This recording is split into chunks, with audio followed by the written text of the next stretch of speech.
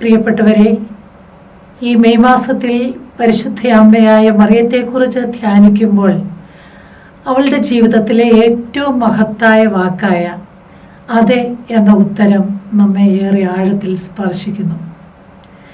ദൈവദൂതനായ Gabriel കന്യകയായ മറിയത്തിൻ്റെ മുൻപിൽ ദൈവത്തിൻ്റെ പദ്ധതിയെ വെളിപ്പെടുത്തിയപ്പോൾ മനുഷ്യബുദ്ധിക്ക് അതീതമായ ഒരു ദൗത്യമായിരുന്നു അവൾക്ക് മുൻപിൽ തുറന്നു കിടന്നത്.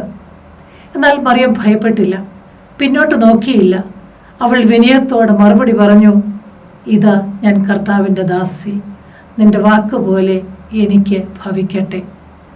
ആ അതെ മനുഷ്യ ചരിത്രത്തെ മാറ്റിമറിച്ചു. ആ സമ്മതം കൊണ്ടാണ് സ്വർഗം ഭൂമിയെ സ്പർശിച്ചത്. ആ അനുസരണത്തിലൂടെയാണ് ദൈവപുത്രൻ മനുഷ്യരൂപം ധരിച്ചത്. അതുകൊണ്ട് തന്നെ സഭ മറിയത്തെ ദൈവമാതാവ് എന്ന് പ്രകീർത്തിക്കുന്നു. മറിയത്തിൻ്റെ മഹത്വം അവളുടെ ശക്തിയിലോ സ്ഥാനത്തിലോ അല്ല, ദൈവഹിതത്തോടുള്ള അവളുടെ പരിപൂർണമായ സമർപ്പണത്തിലായിരുന്നു.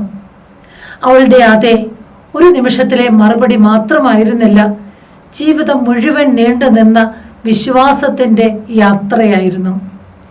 ബേത്ലഹേമിലെ ദാരിദ്ര്യത്തിലും ഈജിപ്തിലേക്കുള്ള പലായനത്തിലും ഒടുവിൽ കുരിശന്റെ ചുവട്ടിലെ വേദനയിലും അവൾ ദൈവഹിതത്തോട് വിശ്വസ്തയായി നിന്നു. ഇന്നത്തെ ലോകത്ത് നാമും പല ആശങ്കകളുടെയും അനിശ്ചിതത്വങ്ങളുടെയും നടുവിലാണ് ജീവിക്കുന്നത്.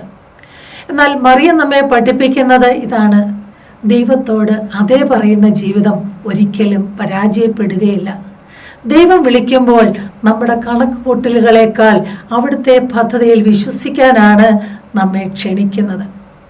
ഈ മെയ് മാസം മറിയത്തിൻ്റെ മാതൃസ്നേഹത്തിന് കീഴിൽ നമുക്ക് ഓരോരുത്തർക്കും നമ്മുടെ ഹൃദയം പുതുക്കാം. പരിശുദ്ധ അമ്മയുടെ വിശ്വാസവും വിനയവും അനുസരണവും നമ്മുടെ ജീവിതത്തിൽ പ്രതിഫലിക്കട്ടെ. നമുക്കും ഓരോ ദിവസവും ആത്മാർത്ഥമായി പറയാം, കർത്താവേ, നിന്റെ ഹിതം എൻ്റെ ജീവിതത്തിൽ നിറവേറട്ടെ. ദൈവം നമ്മെ സമൃദ്ധമായി അനുഗ്രഹിക്കട്ടെ.